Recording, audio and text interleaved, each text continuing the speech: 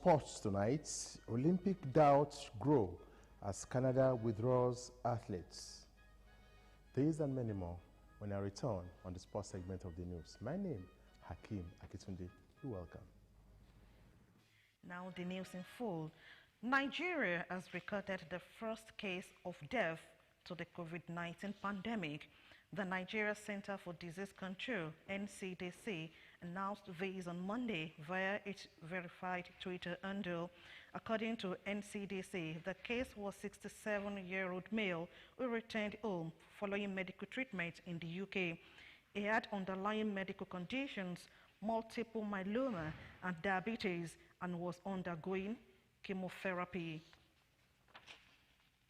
The federal government has advised Nigerians to adhere to the social distance order, just as the government would continue to use all available media platforms to update and educate Nigerians on the development of COVID-19 in Nigeria.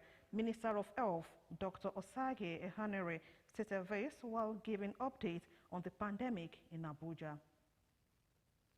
March 2020, 36 cases have been confirmed in Nigeria. 2 have been discharged after successful treatment, and 1 death has been recorded from COVID-19 in Nigeria. Of the presently 33 active cases, 32 are clinically stable with mild symptoms only, and 1 patient is dependent on oxygen. The Nigeria Center for Disease Control is working closely with state governments of all affected states in Nigeria to carry out intensive contact tracing. Through intensified contact tracing, we have been able to promptly detect many cases. I strongly urge all health facilities to be on high alert from the state, local government, law enforcement authorities, and community leaders, and private hospitals to fully cooperate and to be able to inform the NCDC through the dedicated number of any case of someone who has fallen ill and has recently been out of the country in the last 14 days, or has been a close contact of someone who has been out of the country.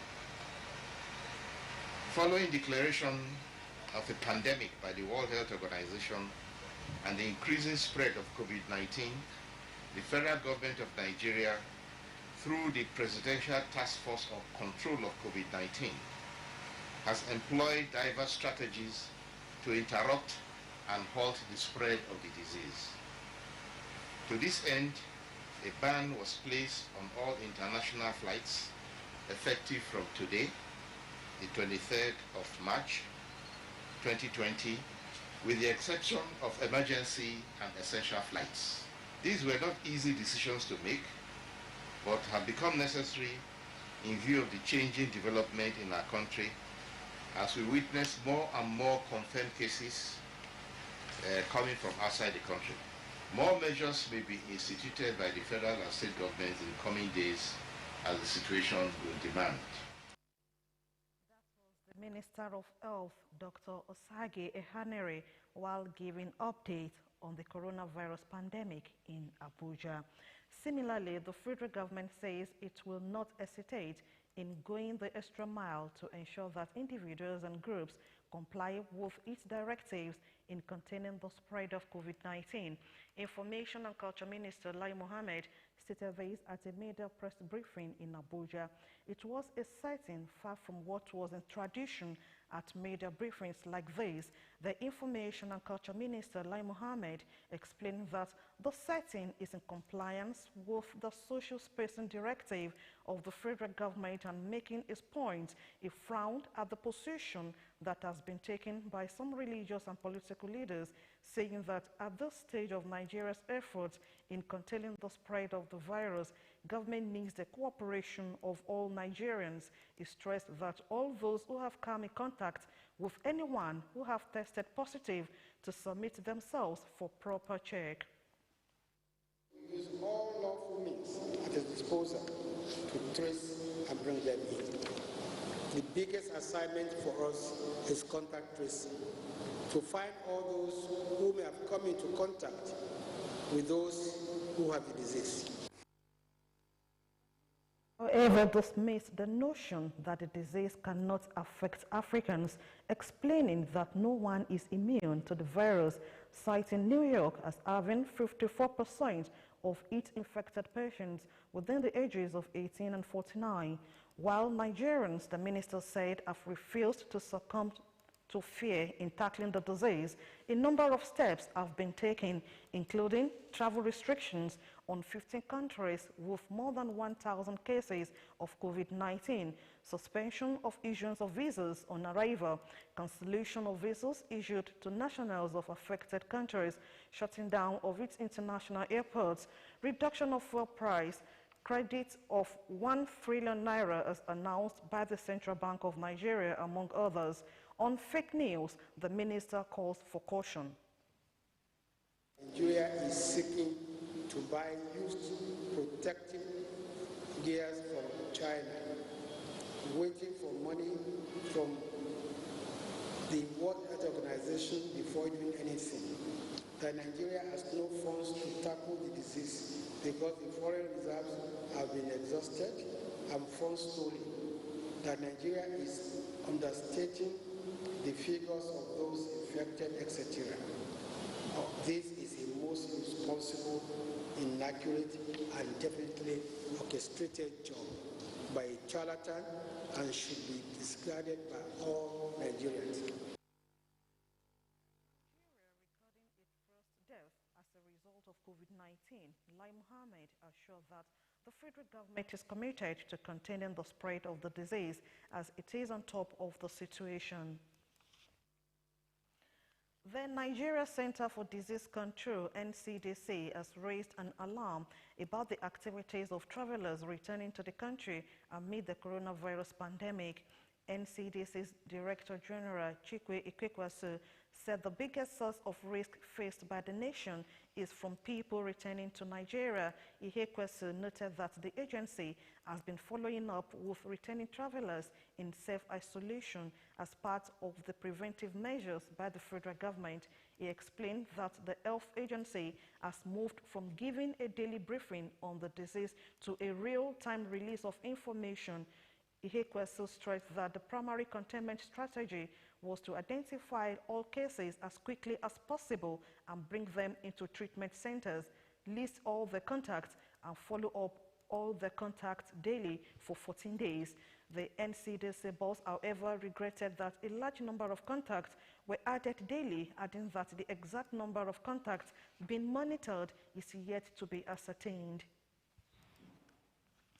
In its efforts to prevent the spread of the deadly COVID-19 pandemic, Ogun State government has rolled out tighter measures for immediate compliance. In a statement by the Chief Press Secretary to the Governor, Kunle Shomori, all heads of state ministries, departments and agencies, as well as local governments, are to draw up a roster that would ensure that no more than 20% of staff across all cadres work daily.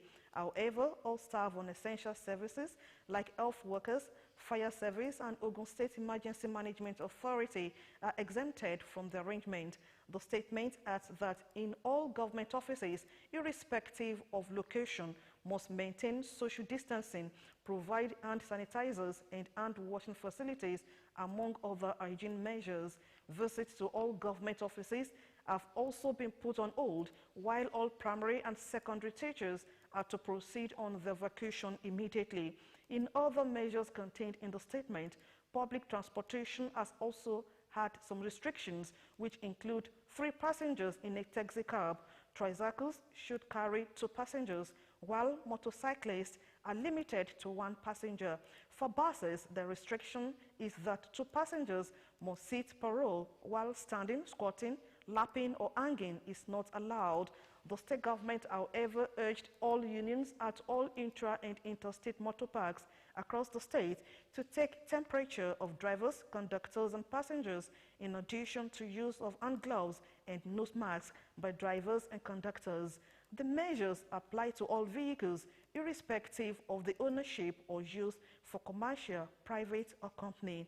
Continuing, the leadership of all gated markets, shops, and malls are enjoined to maintain a maximum of 20 people to congregate for trading, while for open markets, the leadership is also enjoined to work with the state task force and the local government counterparts to enforce social distancing of 5 feet with a maximum of 20 persons density.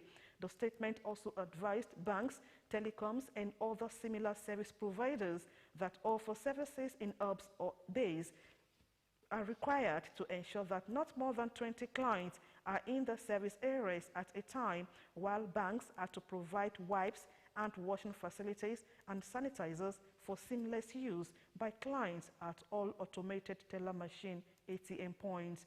In furtherance of those state's measures, the government has directed all government chairmen to identify suitable facilities like event social centers, school halls, community halls in their respective areas that could be easily prepared and deployed as COVID-19 treatment facilities in the unlikely event of a surge in the coronavirus cases in the state.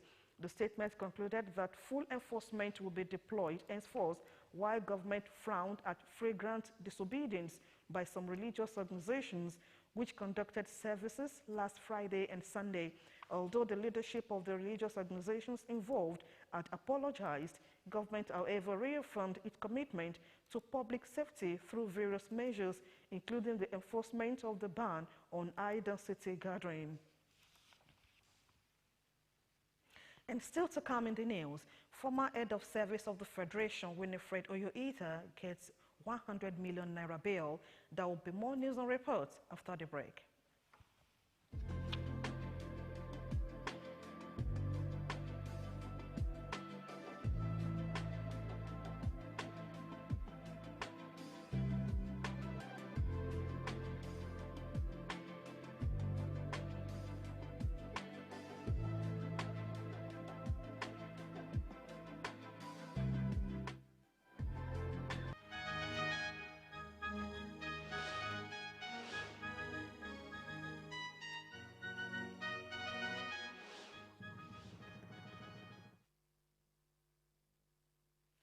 Glad to have you back. We are still watching OGTV Main News.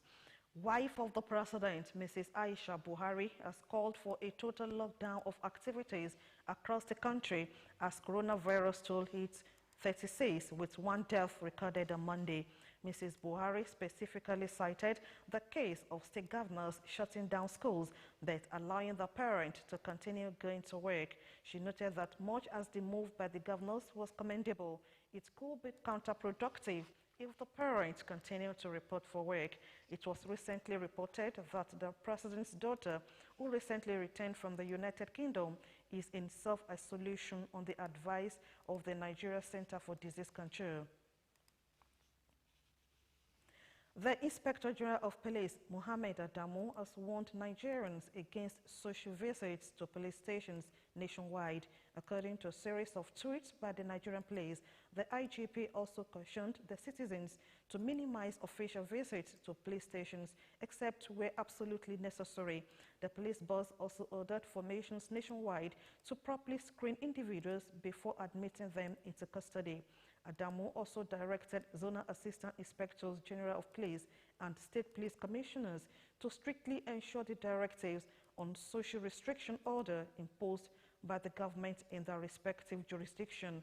He also ordered the closure of all institutions owned by the force in line with the federal government's directive on the closure of all schools in the country.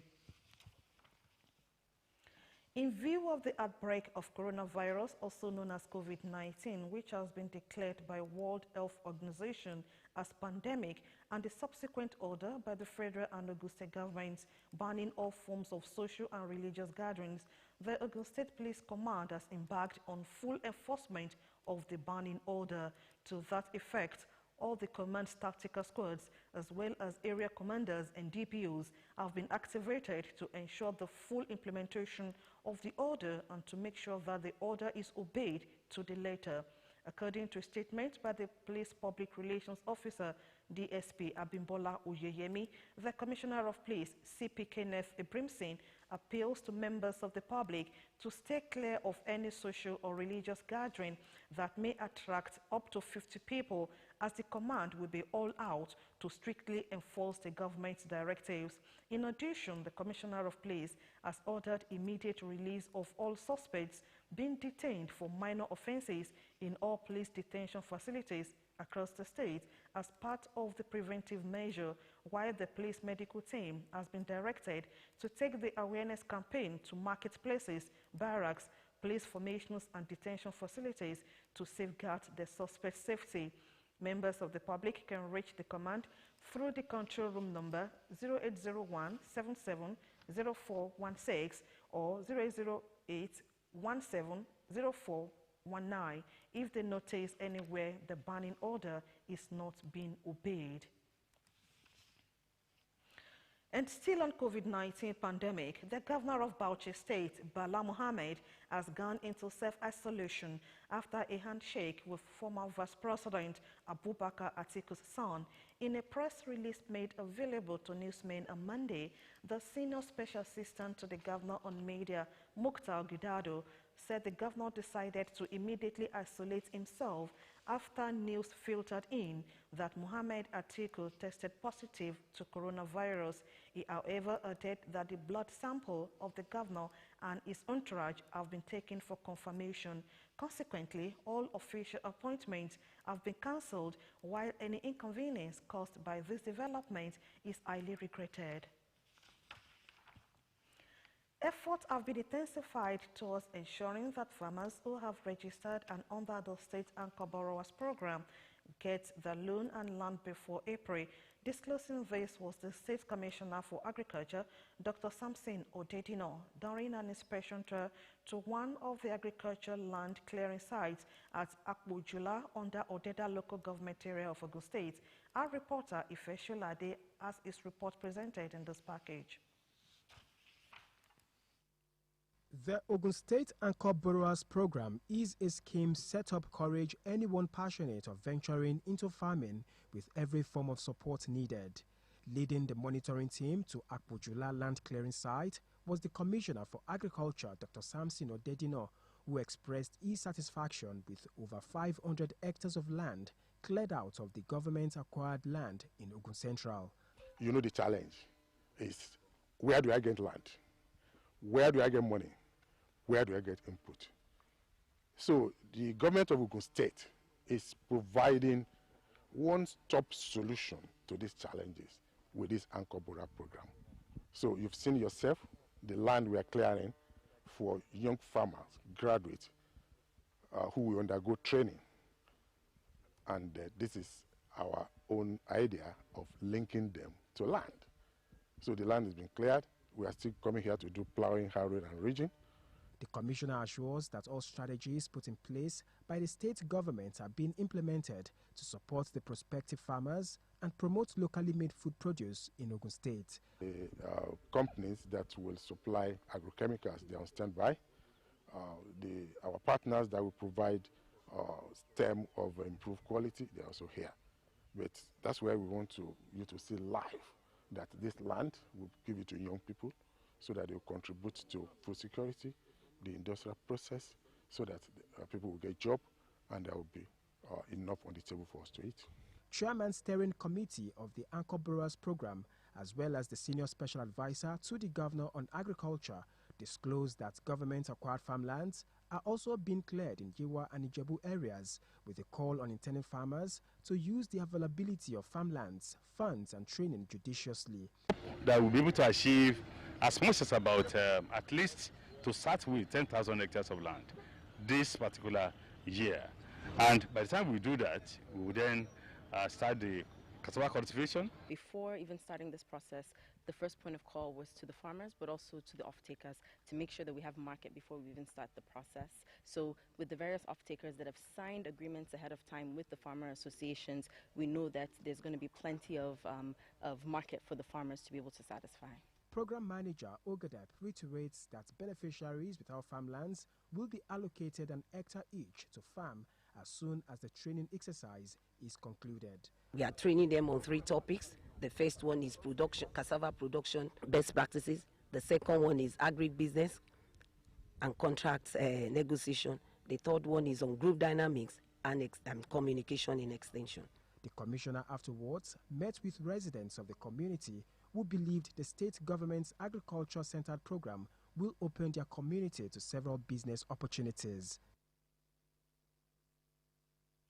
The Economic and Financial Crimes Commission on Monday arraigned the former head of service Winifred Oyoita and 2 others before a federal high court Abuja. The 2 others are Wan Garuba Omar and Ubang Efeok. They were arraigned alongside 6 companies before Justice Taiwo over 18 counts and money laundering. They pleaded not guilty to the charge. Justice Taiwo granted them bail following an oral application moved by the council. He granted Oyoita 100 million naira bail and 2 sureties in like sum. The other defendants were granted 50 million naira bail and 2 sureties in like sum. The Academic Staff Union of Universities on Monday declared an indefinite strike over the Integrated Personnel and Payroll Information System and the non-implementation of the 2009 agreement. The union's national president, Professor Biodun Oguyemi, announced the strike at a press briefing at its national secretariat, Abuja. He noted that the government failed to address the issues raised. ASU on Monday, March 9, 2020, declared a 2-week warning strike. Bullying is unwanted, aggressive behavior among school-aged children that involves a real or perceived power imbalance. Bullying includes actions such as making threats, spreading rumors, attacking someone physically or verbally. In this special report, Kunle Ibikunle takes a look at the effect of bullying on students and how it can be prevented in schools.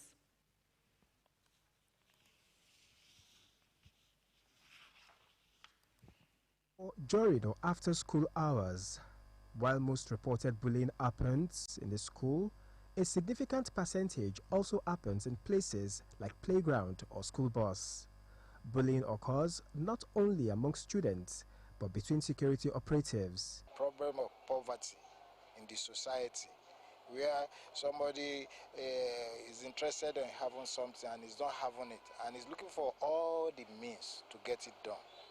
The issue goes to the office too, where you have the so-called ogas bullying the junior. And at the end of it all, you just discover you get a reduced workforce, you get a reduced aspect of people working hard. So that is office aspect of bullying. The bullied student can rarely predict when the bullying will occur, and often teachers and staff may not address the incident. When a student goes through bullying, there is a possibility of having physical injury on that student that might leave scars that he'll have to live with for the rest of his life. And there is also the psychological effect of somebody always, if a student goes through bullying, he will always be afraid whenever he sees somebody that is bigger than him. So such students' confidence over time might actually be weakened. Schools need to find ways to reduce this challenge, and this includes having all teachers, staff and administrators on board to prevent bullying from occurring. Among the students, we organize talks, workshops. We even address them every day at the assembly. And at times we did drag systems to inform their parents. The boy who is fond of bullying his mate or their mate. We try to inform their parents so that they can continue to talk to them at home. While we are talking to them in the school, they will continue to educate them as well on the effect of bullying. Bullying occurs at all grade levels, hence the need for parents, school staff, and other caring adults to encourage the students to do what they love. Social media is a platform in modern information technology and has been an increased trend, as well as keep reducing the world into a global village. Websites and applications on social media have also been assisting users to create various platforms on content that would enable the users to be actively involved through sharing of ideas, information, education, meetings, and messages. It is on this premise that Peter Falomo takes a look at social media addiction and its effect on the educational brilliance of youth. Social media in the increasing technology world include applications such as Facebook, WhatsApp, YouTube, Twitter, Skype, MySpace, and many others.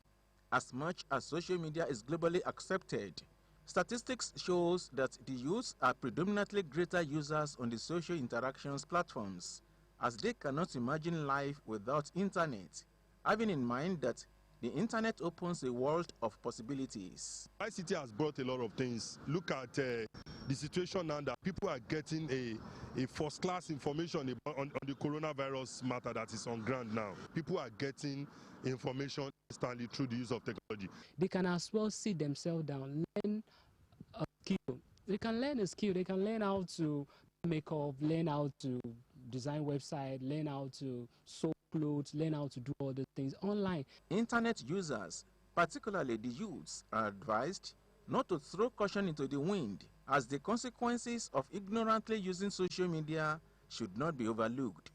When they are on the dining table, instead of talking of family issues that they have gotten from school during the day, everybody is addicted to their phone and they don't have time for each other anymore, which has generated to the level where children no longer, the family is no longer there. The reason why we are talking about the cyber security in terms of phone networking, to every parent, they have to be after their children, whatever they are doing with electronics, especially telephone and laptop. Respondents add that limiting social media usage on a mobile phone to a limited period of time would no doubt create significant impact on the overall well-being of individuals. When you focus on these gadgets 24/7, if you're not careful, it will tell on your hand. And many of us don't even take to consideration that there are some features on our mobile phone or on our laptop that will even help. We don't even do that.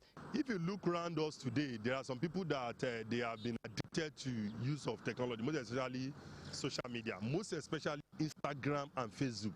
Discover that some youth today, while they are in the classroom lecture room, while lecturer is giving lecture, they are at the back, sitting down, surfing the internet. When we find ourselves in this kind of situation, that is addicted, and that is not the way we are supposed to use technology. According to them, personal decision to quit internet surfing is a key factor in order not to allow its negative effects override its advantages. Peter Falomo, OGTV News. In the face of coronavirus pandemic on global economic, Olayinka Shotunke manages to squeeze out some stories. Join us shortly.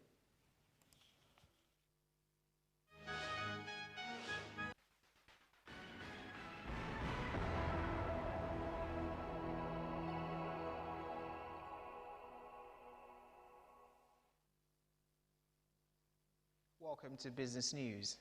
The Federal Inland Revenue Service collected tax revenue of 388.7 billion naira in January.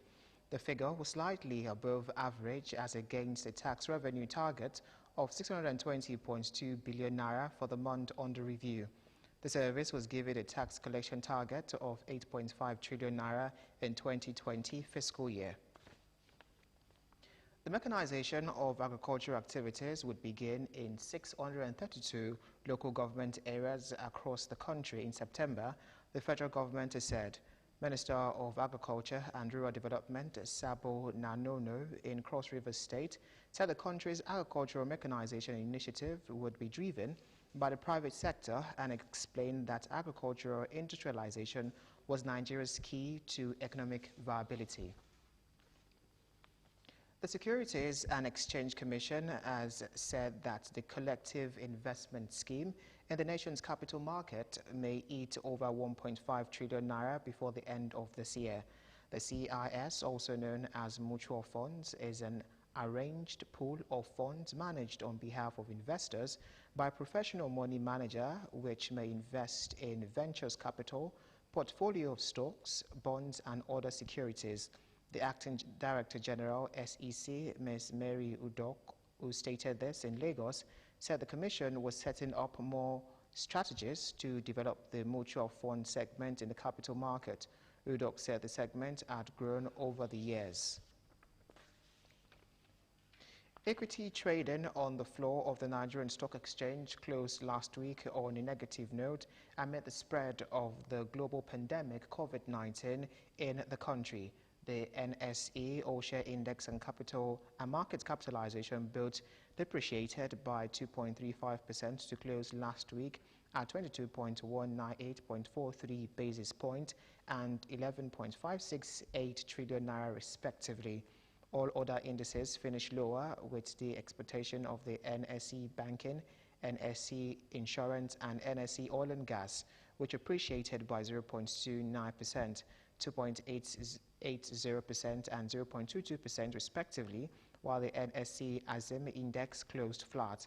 A total turnover of 2.804 billion shares worth 32.56 billion naira in 31,715 deals were traded last week by investors on the floor of the exchange, in contrast to a total of 3.964 billion shares valued at 43.70 billion naira that exchanged hands the previous week in 26,054 deals.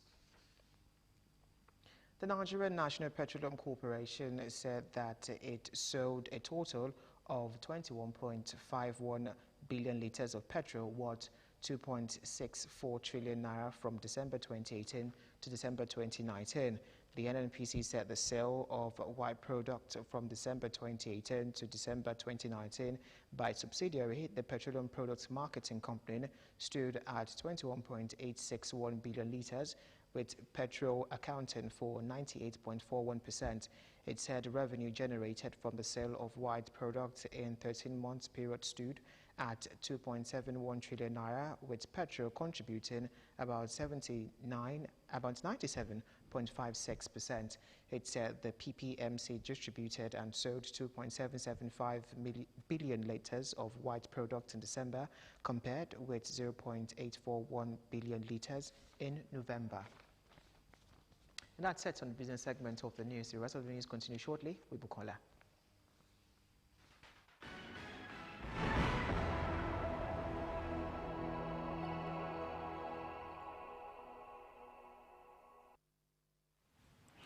Yeah, welcome back. On the world today, the head of the World Health Organization has said the coronavirus pandemic is accelerating.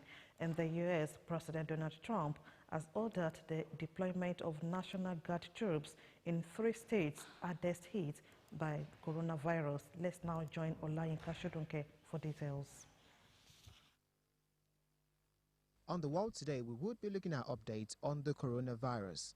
The head of the World Health Organization says the coronavirus pandemic is accelerating. Speaking at a press conference in Geneva, WHO Director said it took 67 days from the first reported case to reach 100,000 cases, 11 days for the second 100,000 cases, and just 4 days for the third 100,000 cases.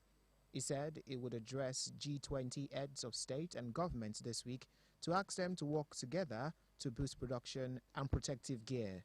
In the U.S., President Donald Trump has ordered the deployment of National Guard troops in the 3 states hardest hit by the coronavirus outbreak. Troops will be used in New York, California, and Washington to deliver medical aid and set up medical stations after the number of deaths nationwide rose to 471 and infections to 35,244. There are fears of a shortage of key medical supplies in New York City. A bill to fund national relief effort has been blocked in the Senate. Opposition Democrats want the emergency stimulus bill, which is worth about $1.4 trillion, to include more money for state and local government and hospitals, while Mr. Trump's Republicans are pushing action to reassure financial markets.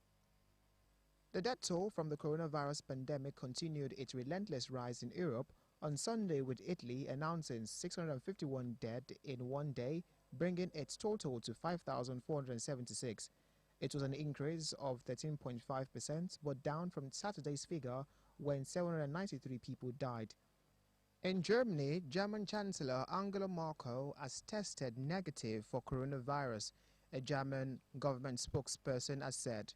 Earlier Monday, a chief of staff said Merkel only had brief contact with a doctor who had tested positive for coronavirus. Merkel had on Friday afternoon received a vaccine shot from the doctor and went into quarantine on Sunday after learning of his positive test results. In Colombia, at least 23 people have died in one of the largest jails after what the authorities are calling a mass breakout attempt amid rising tensions over coronavirus. Colombia's justice minister said 83 inmates were injured during a riot at Las Modelo prison. Inmates at prisons across the country held protests on Sunday against overcrowding and poor health services during the coronavirus outbreak. The Justice Ministry is investigating. And lastly, on the Afghan war, the United States Secretary of State Mike Pompeo made an unannounced visit to Kabul, Afghanistan on Monday as efforts to broker a peace deal for the country are already on the rocks. It was the first visit by the U.S. top diplomat to Afghanistan since the signing of the U.S.-Taliban agreement in Doha last month, a historic agreement that was meant to trigger intra-Afghan negotiations and has already prompted an initial withdrawal of U.S. troops. The future of that agreement has been called into question by continued violence by the Taliban against Afghan security forces and by high-stake political dispute in Kabul. And that's it on The World Today. That was the foreign segment of the news. Akim Aketunde is on standby for sports news update.